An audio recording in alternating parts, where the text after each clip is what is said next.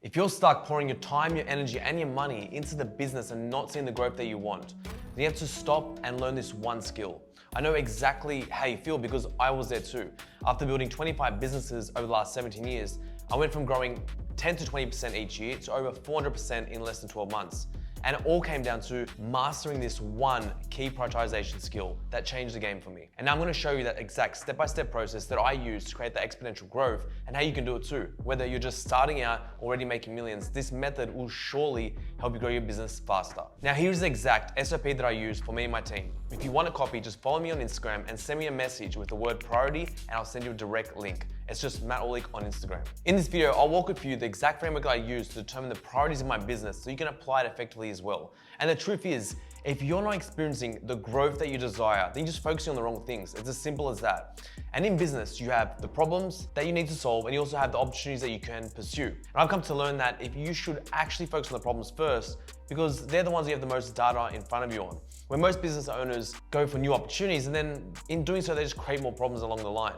This then leads to analysis paralysis, burnt out, a lack of growth and confusion because a lot of the answers that you're looking for in terms of the growth is actually found in the work that you're avoiding. So first, let's define prioritization in this business context. Prioritization is the strategic allocation of your finite resources, your time, energy, money against infinite options to maximize your output. It's about ensuring you achieve the highest return per unit of effort by identifying where you get the most gains and leverage from in your activities. So the question becomes, which activities provide the greatest leverage? Well, typically, high leverage activities align with your most significant business constraints, which map to one of these three objectives. The first one is increasing your customers. The second one is increasing your lifetime gross profit. And the third is increasing your enterprise value, like hiring the right team, creating intellectual property, etc. Now, if an activity doesn't fall into one of those categories, then don't waste your time on it. It's as simple as that. So step one, identify the constraints. So when identifying constraints, there is a great book that is one of three that Jeff Bezos actually recommends his leadership team to read. And that's The Goal by Eliyahu Goldratt, I think. And in that, a manager takes over a machine shop that manufactures parts, leading to that theory of constraints concept, where they consistently will look at the production line, see where the bottleneck was in terms of production capacity. While the story might seem unrelated to your business, the lesson is universal. Every single system has a constraint that prevents you from actual desired outcome. So start by examining your process from a high level and breaking it down based on desired outcomes, for example, increasing your customers. Then ask yourself, what's the bottleneck preventing me from 10x growth? What's the process is holding us back? And which bottleneck can be resolved with the least amount of effort? For example, one of my businesses, Umber Australia. Now, our sales were stagnant, so we analyzed our sales pipeline, which included our reach outs, our contacts, our proposals, and our sales. And what we discovered was that the constraint was actually in the initial outreach for the contacts. Very few people responded to us based on the number of attempts we made. And all other metrics are pretty strong. If we could enhance our outreach conversion, then we will significantly boost our customer retention. So initially we relied on traditional methods like emails, your calls, but they weren't yielding enough results. So we began designing custom jerseys and shipping them directly to potential customers without prior contact. And this innovative approach dramatically increased our contact rate and ultimately led to a 30% growth in that business within 12 to 18 months. Step two is you need to assign resources. Now, once you've identified the constraint, determine who will execute the necessary changes.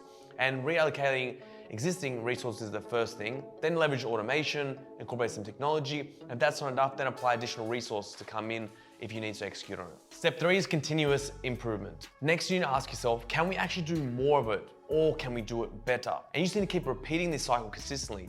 And if you have to expand your time horizon out to like 6, 12, 18, 24 months, and you'll witness that growth because one common pitfall I see is attempting the 10x growth in just 90 days. And then when it doesn't happen, most people abandon the strategy and chase the next shiny object. However, addressing a constraint might actually take you 6, 12 to 18 months of dedicated focus. For instance, one of my e-commerce businesses, our brands, we struggled to get past 15K a day in spend. Ads were effective, product was strong, retention was strong, but conversions weren't suffice to support scaling. And after months and months of optimizing our landing page through continuous split testing, minimal gains, we ultimately decided to change the entire offer of the page. And this one shift doubled our business overnight. But the lesson is, it took us 9 months to actually reach this conclusion. And because we remained on that single focus of that constraint, and if we didn't apply that consistent resources towards solving that constraint, test all these different theories, we never got to the core issue. So establishing a plan is one thing, but adhering to it is another. And the best businesses prioritize these small incremental improvements and exhibit patience. These minor adjustments compound over time, resulting in these huge outcomes. So to reiterate, success hinges on your ability to allocate your limited resources against unlimited options. to derive a greater value for each step and adopt that strategic mindset. By focusing your resources and time, energy, and money on the fewest possible actions to gain the most results, to maximize your profitability. And just remember that prioritization is all about maximizing your output per unit of effort. And there's a formula for it, literally is volume times leverage equals maximum output.